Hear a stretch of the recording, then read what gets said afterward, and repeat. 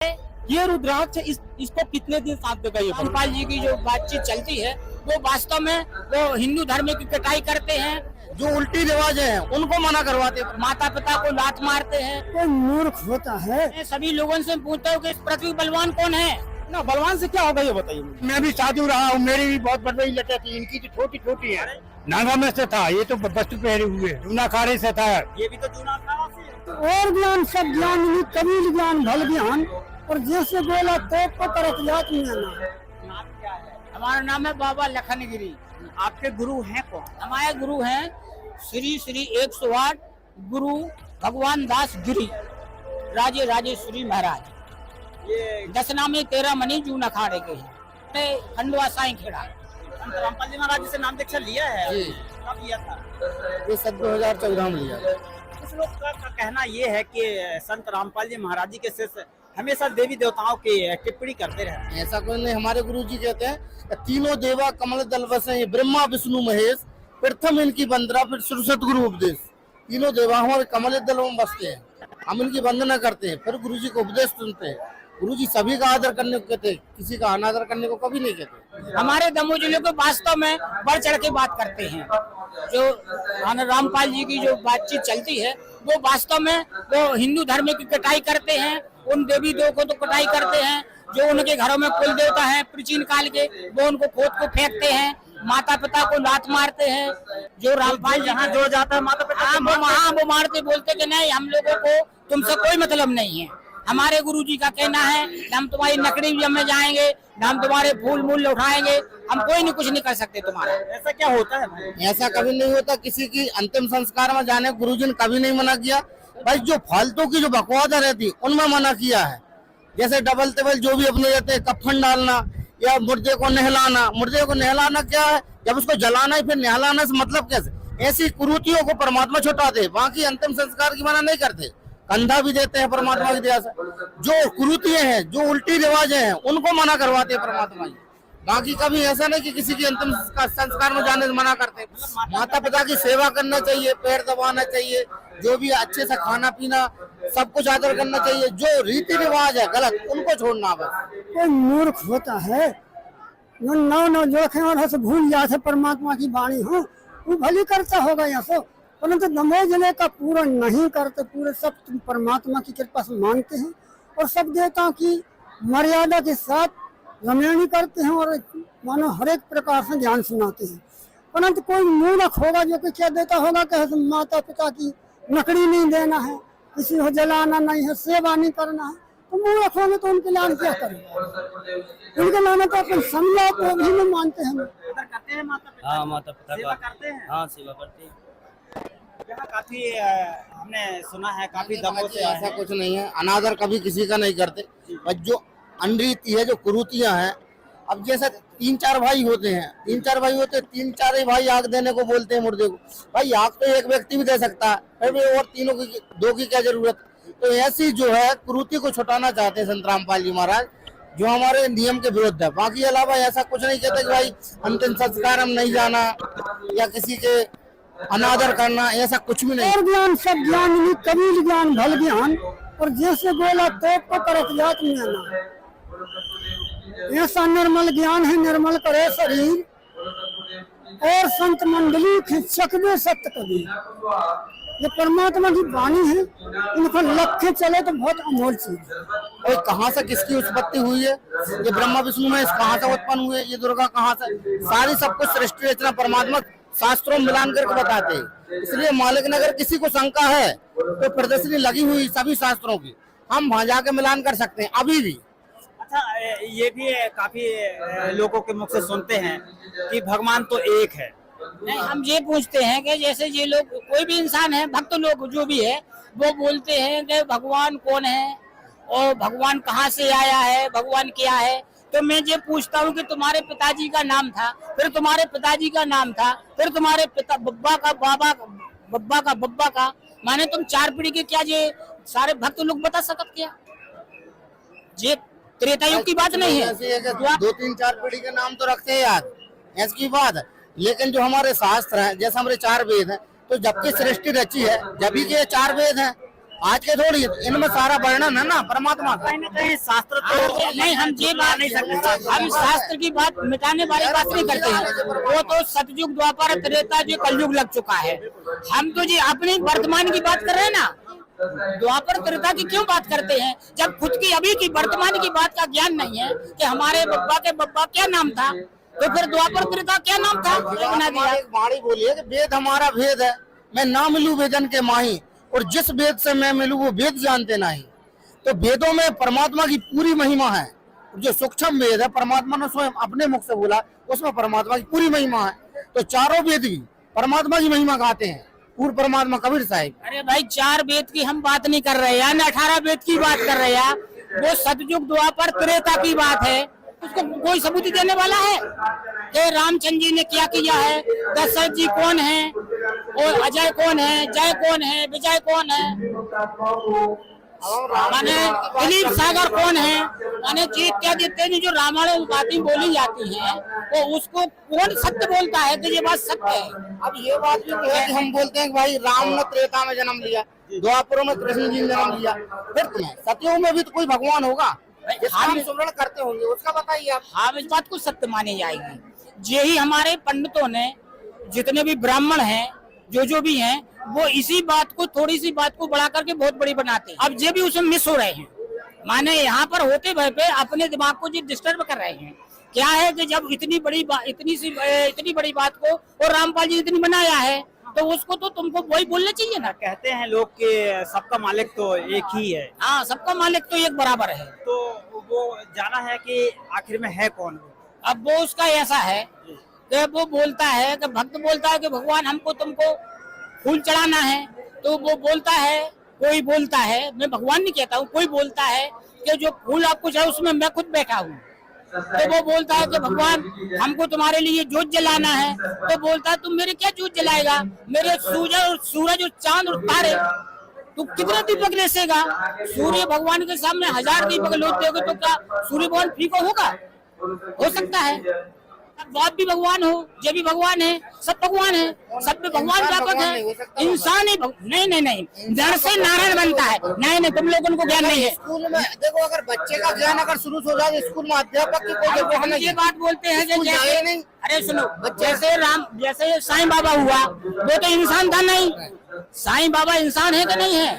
ऐसे बहुत से अभी इस पृथ्वी के ऊपर जो संत हुए हैं वो नारायण बने हैं। नर से नारायण बनता है। आप भी बन जाओगे, आप भी बन सकते हो, आप भी बन सकते हो। हमारे पूज्य गुरुदेव अध्याय 18 के गीता जी में 66वें श्लोक कहा है कि सभी कर्मों को त्याग कर केवल उस परमात्मा की शरण में जाना चाहिए, जहाँ जाने के बाद फिर संसार में साधक लौट कर नहीं आता। वो कौन है परमात्मा? पूर्ण परमात्मा है, परम अक्षर ब्रह्म, गीता जी में बताया है। अध्याय 8 के 3रे श्लोक में बताया वो परम अक्षर ब्रह्म है। अध्याय 15 के 16वें श्लोक में 2 पुरुष बताए, क्षर और अक्षर, और अध्याय 8 के 3रे श्लोक में बताया है कि वो परम अक्षर ब्रह्म है, जिसकी हमें भक्ति करने से मोक्ष हो जाता है। ये गीता का प्रमाण है। गुरुजी बताते हैं कपड़ा कोई से भी पहन लो, लाल पहन लो, सफेद पहन लो, पीले पहन, लेकिन जो भक्ति हमारे शास्त्रों में है वो भक्ति करके हमें मनुष्य शरीर में हमारा मोक्ष कराना चाहिए। मेन उद्देश्य, मूल उद्देश्य नहीं, ये सब गीता बारी बात एक अलग चीज है। जो गुरुदेव की बात रहती है, हमारे अखाड़े में गुरु से बड़ा किसी को नहीं हम लोग मानते हैं। और ऐसे ही रामपाल जी के जो सारे शिष्य हैं वो उनकी चेला हैं। उसने अथवा वो खान फुकाया हो या कंठी लाई हो, इससे कोई मतलब नहीं है। जो झंडा के नीचे आता है जो इंसान, जिस अखाड़े का वो वही का हो जाता है। तो मुझे जो बंधु दास लेकर आया है, जो मुझे 2 साल से मेरे को पिंच कर रहा है, तो जी अभी मेरे को लेके आया है, तो मैं इसको मानता हूँ कि इसके हृदय में भगवान वास कर रहा है। इसका हृदय में वास कर रहा है। तो यही मैंने बोला ना कि नर से नारायण बन सकता है। अभी अब जैसे अपने साईं राम बाबा हुए, इत्यादि इत्यादि बहुत से संत हुए, जैसे श्री रामाचार्य जी हुए, तो उनने कहा कि जनेऊ सबको डालना पड़ेगा। वो बसोर भी है, उसको जनेऊ डालना, वो चमार है उसको जनेऊ डालना, तो ठाकुर है वो जनेऊ डाले, जिसको भी जनेऊ डालना मैं अनिवार्य समझ रहा हूँ, डालिए। बंधु दास जी, आप संत रामपाल जी महाराज जी के शिष्य हैं, तो क्या भक्ति मार्ग में जनेऊ धारण जरूरी रहता है? जरूरी नहीं है। भक्ति मार्ग में कोई जनेऊ की जरूरत नहीं रहती। भक्ति मार्ग में सिर्फ भजन की जरूरत रहती है। नहीं, आप जैसे अब यहाँ के जो साधक हैं वो लोग मेरे से बात करेंगे कि अभी और संतों को लाओ, आप तुम्हें बराबर लाऊंगा और उन संतों से बोलूंगा कि यहाँ पर देखिए क्या अच्छा लगता है। तो जितने भी हमारे जो आश्रम, हमारे गुरु जी का आश्रम में आते हैं, वो हमारे अतिथि समान है, उसका सम्मान करना हमारा परम कर्तव्य है। कहाँ से आए जी आप? मैं छत्तीसगढ़ से। क्या नाम है आपका? धर्मेंद्र कुमार यादव। मनोज दास। मैं तो भगवान मानता हूँ, जो बोलता ही पुरुष है, मैं उसको भगवान मानता हूँ। तो जब मैं नेपाल गया तो बहुत से संत लोग जाते हैं, वहाँ से अखाड़े वालों को बड़ा पर्ची मिलती है। तो मैं वहाँ गया तो मेरे को ये वहाँ पर ऐसा रुद्राक्ष है, ऐसा रुद्राक्ष अभी तक देखा किसी ने? ऐसा तो देखा होगा जे वाला देखा होगा, ऐसा देखा कभी किसी ने ये रुद्राक्ष? इसमें कुछ सिद्धियां रहती है। अब वो तो छोड़ो, आप मैं जो बोलता हूँ किसी ने इतना बड़ा रुद्राक्ष देखा है, ऐसे छोटे वाले तो लाखों लोग देखते हैं। बाबा जी इसमें मोक्ष हो जाएगा क्या? अरे हम ये बात नहीं कर रहे, हम तो हमारे गुरु जी बताते हैं आडंबर से भक्ति नहीं होता है। नहाया धोया क्या हुआ, मन का मैल न जाए और मीन सदा जल में रहे, धोए बास न जाए। बाबा जी ने एक रुद्राक्ष मतलब भगवान से प्राप्ति की, चलो मैं माना। ये रुद्राक्ष इसको कितने दिन साथ देगा ये बताओ? क्या इसको ये भाव से पार लगा देगा? ये पूछना चाहता हूँ। ऐसा है, एक पत्थर उठाइए जमीन का, बहुत सा पत्थर पड़ा रहता है, और उस पत्थर को भावना से आप गदिया पे रख करके और उसको भावना से रखिए आप, उससे तरन होता है। फिर तो ये तो बहुत बड़ी चीज होगी, रुद्राक्ष वाला काम तो बहुत बड़ा हो गया। और ऐसी बहुत सारी चीजें हैं जो मैं अभी नहीं बता रहा हूँ। अभी फिर दूसरे बार सत्संग में आऊंगा तो मैं बहुत कुछ बताऊंगा और संतों को भी लेकर आऊंगा, अच्छे अखाड़े वाले लाऊंगा। ऐसे बोला कोई पत्थर उठाओ, ठीक है। ये क्या है? मोबाइल। इस मोबाइल से मैं आपको कॉल कर सकता हूँ। मैं आपका नंबर पता नहीं है तो कैसे जाकर आप बोले कोई भी पत्थर उठाओ और उसका मतलब स्मरण करो, हो जाए, ऐसा होगा? मोबाइल में सिम है, चिप है, सभी चीज है, ठीक है। लेकिन क्या लगता है कि आपका नंबर ना होने के कारण क्या मैं आपको कॉल कर सकता हूँ?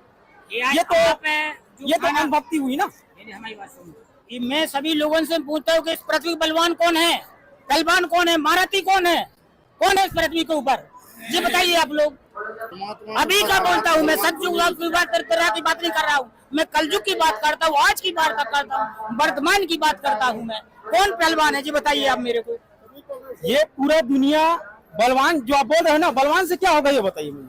बलवान से क्या होगा? मूर्खों से क्या बात करें? देखो, हाँ करेक्ट। कौन है बलवान? अन्नदाता है जिसका भंडारा पाए है ना अभी, वो ही बलवान है जी। मतलब आप जोड़ी मेली के सलाहदार हुए हो? नहीं ऐसा नहीं है, हम तो महाराज जी को पहचानते ही नहीं है कि कहाँ से हैं। लेकिन उन्हीं के तरफ बात कर रहे हो? नहीं बात नहीं कर रहे हैं, उनका प्रश्न का हमने आंसर दिया है जी। काफी मगन हो गए बाबा जी आप? नहीं मैं भी साधु रहा हूँ, मेरी भी बहुत बड़ी बड़ी लटें थी, इनकी तो छोटी छोटी है। हाँ मेरी ऐसी मोटी मोटी लटें थी जी। कितने वर्ष तपस्या किया है आपने? अरे मैंने कम से कम 25 वर्ष। और दाढ़ी कितनी बड़ी रही? दाढ़ी बहुत बड़ी, उसी का बिछौना बनाता था, उसी का ओढ़ लेता था। अरे हाँ ठंडियों में जब वास पड़ती है वो, हाँ, तो मैं उसी को अपने सिर में माने डाल लेता था। अरे हाँ नांगा में से था, ये तो वस्त्र पहने हुए हैं। हाँ जी। कौन से अखाड़ा से थे आप? जूना खारे से था। ये भी तो जूना अखाड़ा से? हाँ तो अब इनकी क्षमता अलग है, आप नांगा में से हैं क्या? अब तुम तो बोलो, हमारे क्या पूछते आप? नहीं तो मैं तो नांगा में से था, आप अपनी बताई हो तो अभी बता जूना दें। खारा गिरी में से था मैं जी। वैसे ना भी 13 मणि में गिरी भी रहते हैं, गिरी और कौन रहेगा? वो तो उनका पंथ ही है। हाँ तो फिर कैसे संत रामपाल जी महाराज जी का ज्ञान हुआ है आपको? जी। कैसे ये पखंड छोड़ा और ये लंगोटाधारी दाढ़ी कैसे छोड़ दिया है आपने? मेरी बच्ची संत रामपाल जी बाबा जी जिसे माने 13-14 में जुड़ी थी, तो मैं व्यासगद्दी में प्रवचन भी करता था पहले व्यासगद्दी में? जी। अखाड़ों में जो तुम्हारे ये हरिद्वार है और जैसे इलाहाबाद में, इनमें व्यासगद्दी में बैठ करके प्रवचन बोलते थे। मतलब शिष्य बनाए हैं क्या आप लोगों को? हाँ शिष्य थे मेरे 6000 और 6200 करीब ऐसे माने मेरे शिष्य बन चुके थे। शिष्य बनाया है आपने? जी। और आप गुरु धारण किया, गुरु दीक्षा भी देते रहे? हाँ। तो फिर आप गुरु दीक्षा नहीं देते क्या किसी? नहीं अब नहीं देता हूँ मैं, अब संत रामपाल जी महाराज जी के में हो गए, आप क्या को दूंगा मैं? अरे गुरु बनना तो बहुत बड़ी बात है। नहीं आप गुरु नहीं बन सकता हूँ। अब क्या बने, शिष्य बन गए? नहीं अब तो दास हूँ मैं। दास बन गए। हाँ अपने दासों को लाइए ना, जो 6065 के हाँ, आ चुके हैं, बहुत आ चुके हैं। आना चाहिए ना अपने आश्रम में। सही, अगर नहीं आ चुके मिली हैं। है। कई लोगों की जब गुरु आ गए तो चेला क्यों नहीं आएगा? नहीं आएंगे। आ चुके हैं, ऐसी दाढ़ी कहीं नहीं आ मुड़ चुकी है इधर ही बैतूल में। कितने लोगों की दाढ़ी कटवा रखी है आपने? कम से कम 2000 साधुओं को मैंने बना दिया हूँ। पखंड खत्म करवा दिया। बिल्कुल, हर उसमें लाता हूँ मैं तो 2-4 क्या बगैर। लाल कपड़ा पहन? नहीं अब नहीं पहनते हैं लाल कपड़े। तो बाबा जी, यहाँ काफी समाज सुधार, बहुत सुधार है यहाँ पर। बेटे जर्दा गुटखा बीड़ी तम्बाकू का दारू फारू वगैरह ये सब खत्म है यहाँ पर। बहुत अच्छा है यहाँ पर। भगवान की जय। 5 वर्ष का भोला भाला अब तो 20 भयो, मकर 25 माया कारण देश विदेश गयो, रे तूने कबहू ना राम कहो, जन्म तेरा बातों ही बीत गयो, रे तूने कबहू ना राम कहो। आज के लिए इतना ही, नमस्कार।